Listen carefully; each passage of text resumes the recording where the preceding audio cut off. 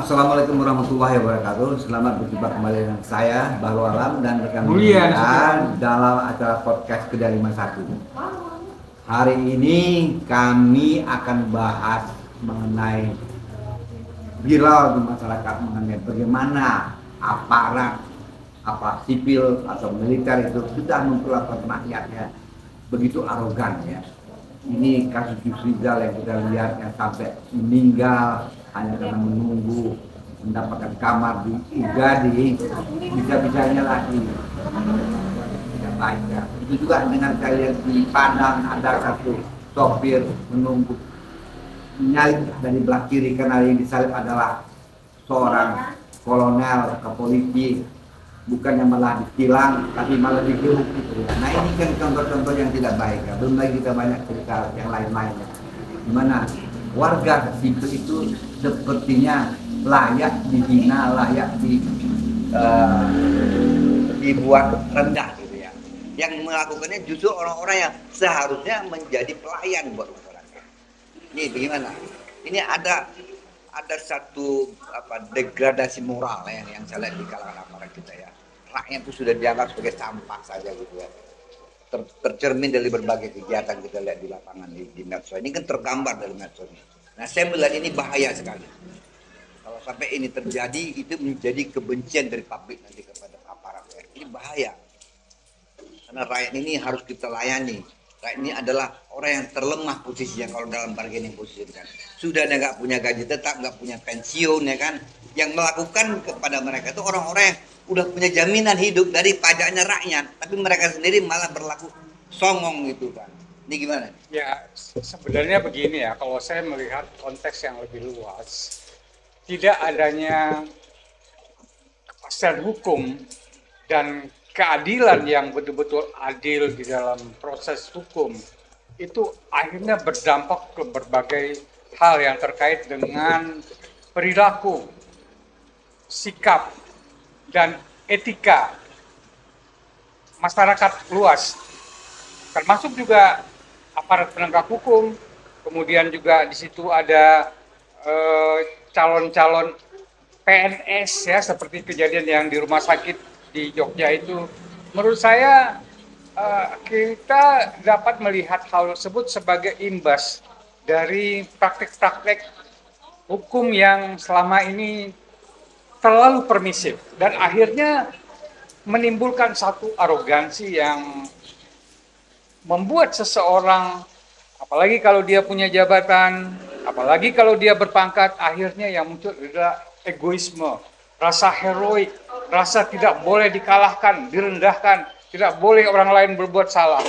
Arogansi pribadi akhirnya lebih menonjol ketimbang etika atau perilaku-perilaku yang lebih moderat di dalam menyikapi persoalan-persoalan. Kalau saya bilang ini kultur, ini perilaku yang sangat buruk ya.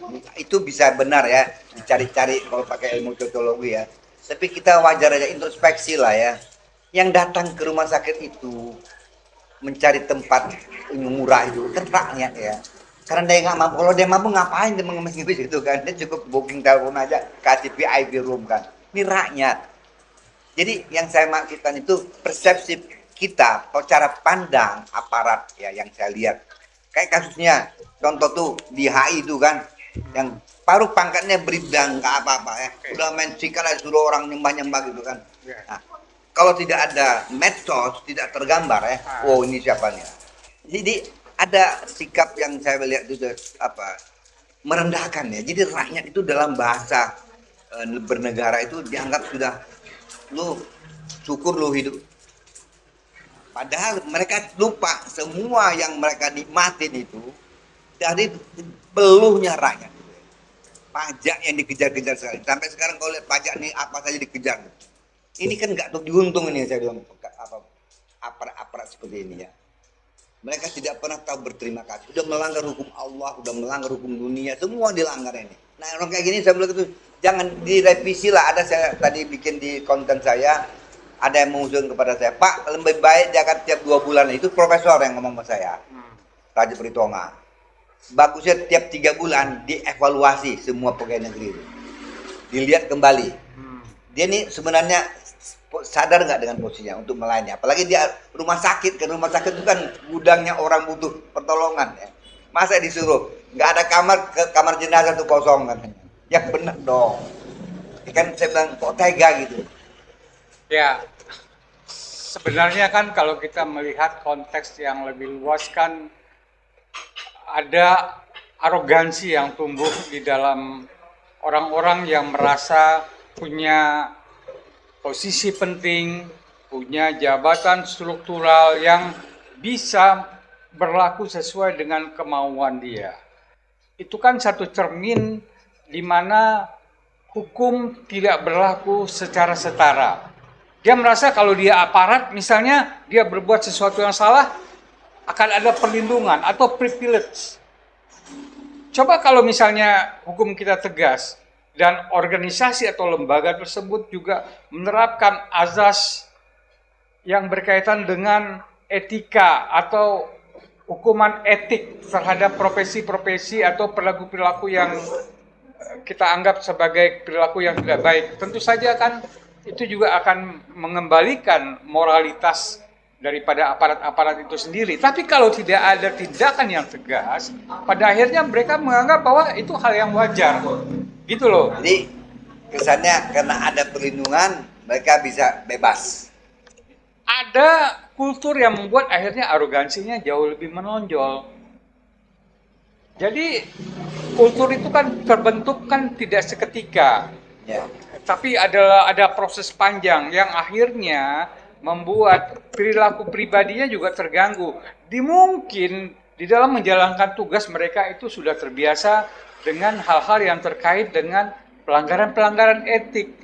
Tetapi karena itu berada di ruangan tertutup, mereka terlindungi, tidak terekspos. Tetapi di era sekarang ketika media sosial begitu powerful untuk menyebarkan sesuatu yang tidak dapat diatasi secara etika dan juga secara hukum, pada akhirnya kan kekuatan publik yang berbicara, yang memberikan satu atensi terhadap persoalan-persoalan yang muncul di masyarakat. Kenapa perilaku ini kok makin membesar ya di belakangan ini? Maksud saya tuh ASN nakes, saya udah sering juga ngalamin di rumah sakit. Memang bukan ini mas kasus ya, tapi in general biasanya perlakuan sikap dari para aparat itu memang tidak, mereka nggak sadar public service ya, bekerja di public service ya. Itu harusnya lebih santun ngomongnya kan. Apa sih tujuannya ngomong santun? Sama juga polisi ngomong yang baik dan benar. Apa susahnya kan? Kami kan mengayomi dan melindungi kan. Begitu juga TNI menjaga pagar bangsa ini dari ancaman luar kan, bukan sampai masuk kemana-mana. Nah, saya melihat di kepemimpinan Prabowo ini potensi atau fakta-fakta yang berkaitan dengan distorsi perilaku terhadap rakyat itu makin mencolok. Dikritik nggak boleh. Ada istilah katanya, presidennya ngomongnya banyak, wakil presidennya ngomongnya jarang, pembantu presiden ngomong asal ngomong katanya kan, terus rakyat dilarang ngomong katanya. Ini joke ya yang kita terima. Ini kan sebuah satir sindiran ya, yang menurut saya itu wajib kita renungkan ya. Bahkan ada lagu yang saya posting ya, itu sampai hampir 50.000 ya yang melihatnya. Itu soal lagu MBG katanya kan, MBG itu nggak perlu lagi kata ini pendeknya macam-macam lah ya. Dan itu kan bahasa protes rakyat ya, yang nggak tersalurkan melalui bahasa yang formal. Mereka membuat musik, karya musik, tapi ceritanya adalah ini udah gerah nih di negeri ini kalau begini terus Pak Prabowo kan. Tapi kalau bos di atas tidak juga ngena gitu ke hatinya ya, ini gimana mau kemana kita ini negeri, mau kita buat negeri odong-odong apa itu yang saya pikir harus ada satu gebrakan besar ya oleh masyarakat ya, paling tidak para intelektual kita, kemudian aktivis politik yang selama ini ada di DPR itu juga bisa bersuara ya, agak nyaring ya, udah difasilitasi macam-macam nggak bisa berbuat kan, malu gitu ini kan sebenarnya kan Ya, masih enak. dulu kan sebenarnya pada saat Pak Jokowi kan ada satu icon program yang sebenarnya sangat bagus ya. Kita kenal misalnya dengan revolusi mental. Itu kan kita berharap kan ada satu gerakan sosial yang bisa menyadarkan orang-orang yang dari segi karakter mungkin punya minus ya, baik itu aparat, ASN maupun masyarakat umum, yang pada akhirnya dengan tools atau program-program yang ditampilkan itu bisa lebih punya martabat dan standar etika yang tinggi di dalam menjalankan tugas maupun di luar tugas-tugasnya. Tapi ternyata kan program itu kan kita tunggu-tunggu kok nggak muncul-muncul gitu ya. Jadi maksud saya kesadaran bahwa ada sesuatu yang keliru di dalam perilaku aparat, perilaku masyarakat, nakes, tenaga kesehatan maksud saya, itu kan sebenarnya sudah lama bergulir terjadi ya. Tetapi mungkin kesadaran kita untuk bisa menegakkan kembali hal-hal yang bersifat etika, bersifat moral, dan batasan-batasan yang berkait dengan perilaku itu kan pada akhirnya ketika tidak ada satu kesinambungan di dalam perbaikan, pada akhirnya ya begitu. Terjadi kejutan-kejutan di dalam masyarakat. Ya, maksud saya begini. Sampai menjelaskan rumah sakitnya di mana gitu pun nggak kelihatan, saking takutnya orang itu ya. Padahal kalau buru-buru kita sebut aja di mana, ini saya belum tahu sampai detik ini, saya belum masih meraba-raba Di Jogja. ini anak nakesnya dari mana nih kan. Saya soalnya sering, saya baru dari Cibabar kan, pengen lihat-lihat apa saya baca tadi dari Garut, ada dari Tasikmalaya, ada seorang anggota DPR yang merasa menyesal anaknya ternyata dokter itu katanya kan, di dalam satu apa saya baca. Nah, tapi kan nggak jelas juga. Saya kasih komentar juga ya. Kalau ada sesuatu berita yang berkaitan dengan pelanggaran etika ataupun penolakan sampai menimbulkan kematian ya seorang calon ya dia anggota BPJS ya, tapi dianggap BPJS nggak ada apa-apanya kan, udah penuh kamarnya katanya. Nah ini maksud saya jelaskan aja kejadiannya di mana, apa susahnya kalau kita menyampaikan itu. Kenapa dia takut nanti diancam, nanti dia yang pakai BPJS akan di blacklist lah katanya. Pelaku ANS ini yang tugasnya untuk melayani masyarakat yang perlu pengobatan itu kan harusnya kan bertindak yang benar kan. Tapi ternyata kan mereka kayak kur gitu ya, sama nilainya. Ada yang bilang udah BPJS kok malah ngotot gitu ya. Kamar jenazah tuh ada katanya kan, kalau mau kosong katanya. Nah, tidak bisa mereka memilih kata-kata yang tepat ya untuk masyarakat ya. Sama dengan seperti saya lihat anggota kuliah menengah polisi di Padang main gebuk, apa susahnya kan, nomor polisinya ada, ditilang aja kan kalau itu membahayakan mereka kan, bukan pegang main turun langsung. Nah sekarang diperiksa propos, bener nggak sih propos itu bisa menindak sesama mereka? Itu kan harus terbuka juga pemeriksaannya kan. Kalau tidak terbuka bisa terjadi mereka mana mungkin jeruk makan jeruk kan. Apa sih yang bisa kita lihat di negeri ini? Jujur, fair ya kan. Semuanya penuh dengan tipu daya kan, apalagi kalau dari masyarakat kecil. Pernah kita dengar dulu kasus di Sidoarjo yang ambruk untuk pesantren, berapa banyak yang meninggal kan. Kasusnya bagaimana sekarang?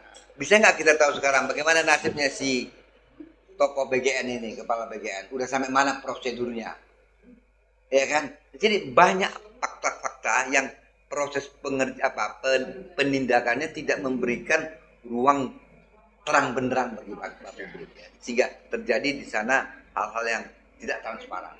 Nah inilah yang menimbulkan bahwa negeri ini masih belum terbuka kepada masyarakat dalam penegakan hukum.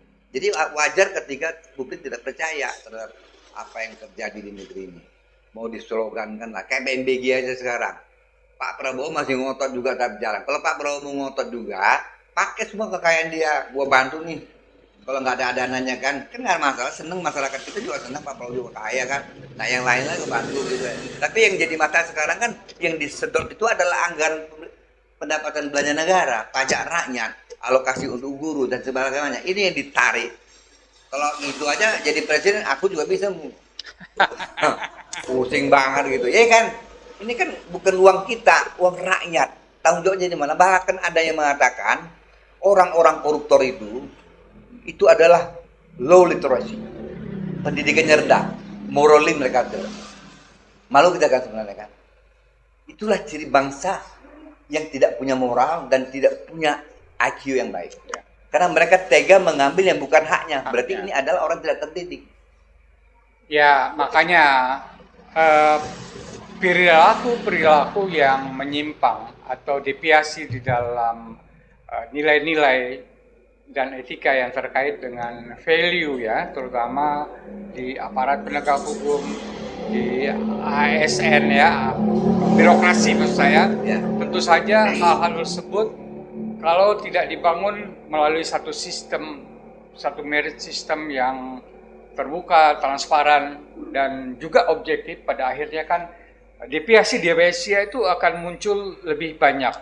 Dan implikasi dari penyimpangan-penyimpangan yang lebih besar itu kan akan semakin terang benderang pada era internet, pada era di mana orang bisa merekam atau memvisualisasi dari peristiwa-peristiwa yang muncul di lapangan gitu loh ya. Jadi kesadaran ini juga harus dimiliki oleh aparat atau mungkin birokrat atau mungkin masyarakat biasa juga, sehingga mereka juga tertanam bahwa arogansi, kemudian sikap yang terlalu berlebihan itu punya kesadaran bahwa nanti kalau itu direkam dan akhirnya publik paham akan menyulitkan mereka sendiri. Menurut saya itu harus sadar, nih era terbuka yang nggak bisa disembunyikan lagi, borok-borok yang sangat kotor itu. Tapi sekarang kan kita lihat kalau ada ketahuan kita buka posting-postingan yang membahayakan bisa dikejar. Itu contoh Lindo kan yang Rusman ya, yang dia bicara soal Erick Thohir 30 kali di dalam sidang, yang terlibat dalam kasus Pelindo itu ya. Oke. Yang meninggal digebuk di kepalanya ya. Sampai sekarang masih auglak ya. Tidak ada ikhtiar untuk melacak kenapa dia bisa mati, ada yang membunuh. Pasti ada tangan-tangan. Nah, para pemegang akun juga pun tidak gampang juga kan. Sekarang sudah dijelaskan kalau akun-akun yang dianggap bertentangan, berseberangan dengan pemerintah, atau apalagi yang akun-akun hoax, ya boleh, kita setuju. Ya, kalau hoax itu harus dibasmi. Tangkap basmi pakai UITE. Tapi kalau dia akun-akun benar, tapi dia memang memberikan fakta yang sebenarnya, dia juga diancam atau terancam oleh oknum atau pribadi untuk jangan bikin-bikin gitu lagi. Ini juga kita perlu awasi. Ini adalah pemberangusan terhadap hak-hak bicara masyarakat. Nah, ini yang saya katakan tadi, sudah waktunya lah kita bangkit ya, memberikan ruang hak berpendapat kepada masyarakat. Kalau tidak viral, medsos ini ya. No viral, no justice. Nah, ini kan artinya ada keadaan darurat ya, darurat penegakan hukum, darurat keadilan. Saya bahkan bisa melihat kita ini sedang meriang nih semua ya, dalam fase stadium kanker dalam keterbukaan ya. Kita susah mengatakan sesuatu. Kita bilang orang baik dan jujur itu hanya dalam mimpi bos katanya kan. Kita di sini harus apa kata Ahok, saya dengar juga bicara. Kalau untuk menguji orang dia benar apa enggak, kasih dia jabatan katanya kan. Saya pikir nggak jaminan itu. Kalau memang dia punya komitmen, punya karakter untuk menjadi orang yang baik, no problem ya. Saya melihatnya lebih spesifik ya. Artinya apa? Kita juga harus bertanya terhadap bagaimana sistem rekrutmen untuk ikut sekolah. Misalnya sekolah mau ikut Akmil, ikut Akpol, ya kan, itu kan juga harus dievaluasi tentang standarisasi yang berkaitan dengan sistem rekrutmen. Jangan-jangan ada keluarga yang merasa, wah gua udah bayar ini untuk masuk gitu loh. Jadi muncul arogansinya. Wah, gua harus kembaliin nih gua untuk posisi jabatan tertentu gitu loh. Jadi menurut saya persoalan-persoalan yang kita anggap sebagai etika itu muaranya mungkin kepada persoalan-persoalan yang lebih struktural yang berkaitan dengan sistem, pola, atau bagaimana rekrutmen kita di dalam merekrut sumber daya, dan juga bagaimana sikap atau kurikulum yang berkaitan dengan pengajaran di tempat atau di lembaga mereka sekolah, dididik gitu loh ya. Dan akhirnya itu berimplikasi ketika mereka terjun ke masyarakat gitu loh menurut saya. Ini nggak ada hubungan dengan genetika nih ya. Jadi murni karena sistem yang memang Sistem rekrutmen itu ya menurut saya juga harus kita pikirin gitu loh ya. Kalau standar etika moral itu kan lebih kepada value yang mungkin harus tumbuh di dalam keluarga, di pendidikan, di lingkungan sekolah gitu loh kan. Tetapi yang berkaitan dengan sistem nilai hukum yang akhirnya menimbulkan ketidakadilan itu kan akhirnya implikasinya muncul di dalam praktek-praktek kehidupan sehari-hari gitu loh. Nah, sekarang saya mau tanya nih, ini saya punya pengalaman juga di birokrasi pemerintah ya, 7 tahun saya pernah menjabat di BNP 23 sebagai penasihat jumhur waktu ini sekarang menteri. Saya juga pernah di Demsos sebagai staf ahli Pak Menteri juga. Kemudian di antara juga saya pernah. Jadi memang kembali ke kita, saya tidak melihat diri saya itu adalah pejabat. Bisa kok, ya kan? Ini arogansi karena merasa paling bermartabat, patut dihormati. Padahal nggak terhormat kita. Wong gaji aja nggak seberapa, kan tahu saya kan bagaimana jadi pejabat tuh. Pemerintah itu di eselon 2 itu, eselon 1 itu paling tinggi 5 juta 4 juta sebulan. Tapi kan ada tunjangan-tunjangannya yang juga Berapa lah, paling SPJ lah. Saya pernah mewakilin salah satu pejabat ke daerah. Pulang di Sakui ada uang saku yang 5 juta. Kalau dikali 10 50 juta. 10 kali udah pergi-pergi dah. Gak seberapa kok. Nah, terus apa yang mau kita banggakan kepada diri kita melayani? Kita melayani. Kita orang dibayar ya. Pejabat itu semuanya dibayar oleh uang rakyat. Oleh APBN, pajak. Kok nggak ada rasa malu kita bahwa kita sebenarnya is nothing. Kita mesti mengabdi, melindungi rakyat. Itulah marwah yang mesti kita bangun. Dan saya melihat ini mulai kehilangan. Bahkan kesombongan itu udah mulai merajalela ya.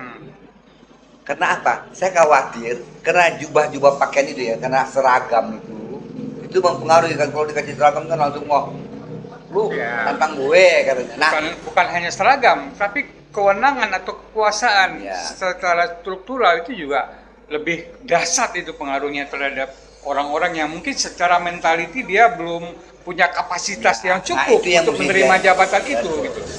Nah, saya lihat ada joke ya, ada 4 orang yang bisa dijadikan pedoman di negeri ini. Ada Pak Yusuf Almarhum, ya Pak Hugeng, ada Baharudin Lopa, satu lagi saya lupa siapa.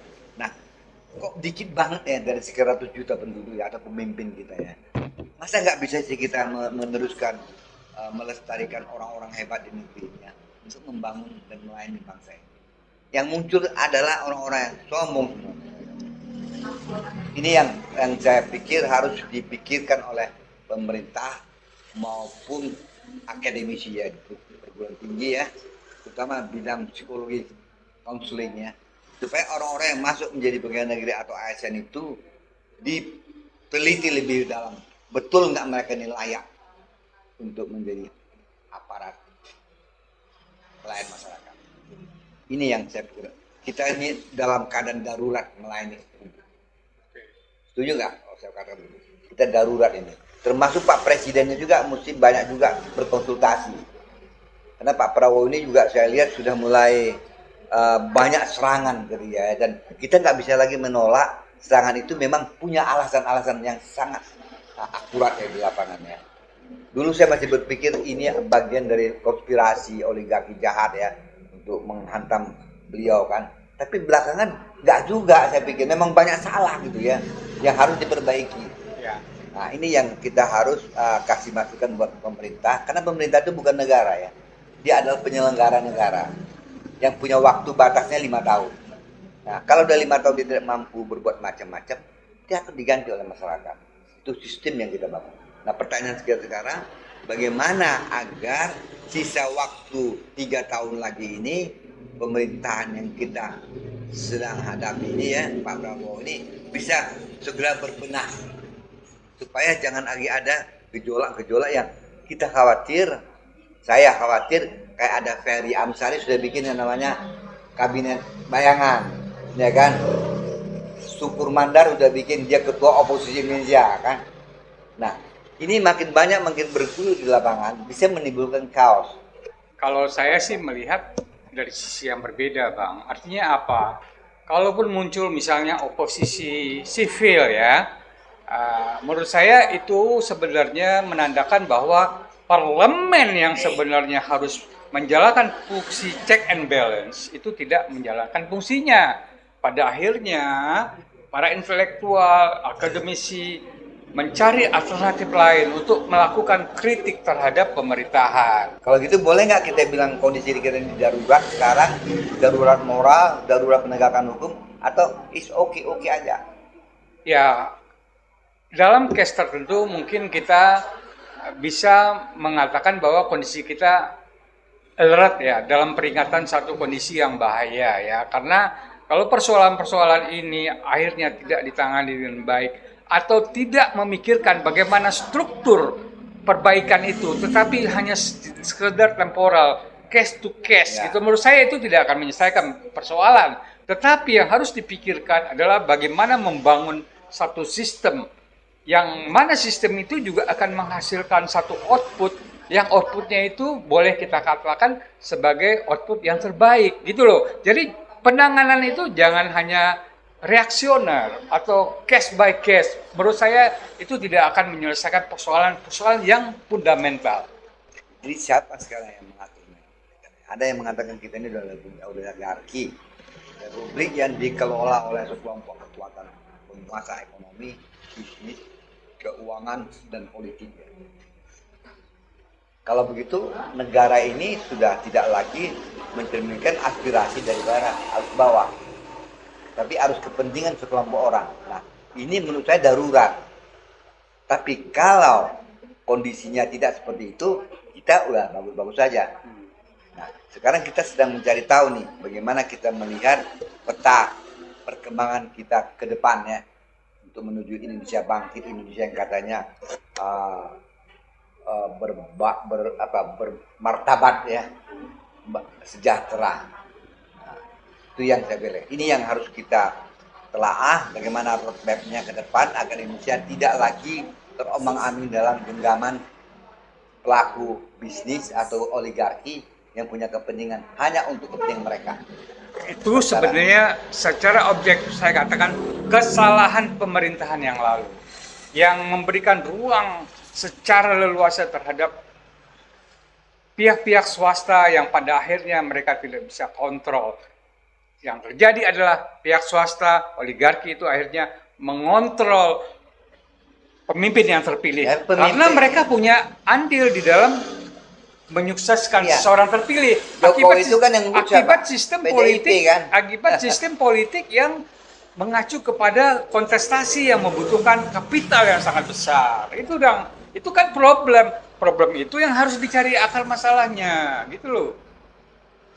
Jadi kita masih nyambung nih, masih belum ada. Saya melihat nih belum ada satu solusi kata kunci yang bisa mengatakan the way out-nya kita ini adalah di mana, itu belum ada saya lihat. Karena masih ada kekuatan yang bermain di sana. Parlemen kita pun juga adalah parlemen yang dikuasai oleh oligarki, karena partai-partai sekarang adalah penguasanya adalah penguasa modal, bukan para praktisi politik yang hebat. Jadi semuanya mereka masuk di semua lini. Oleh karena itu saya pikir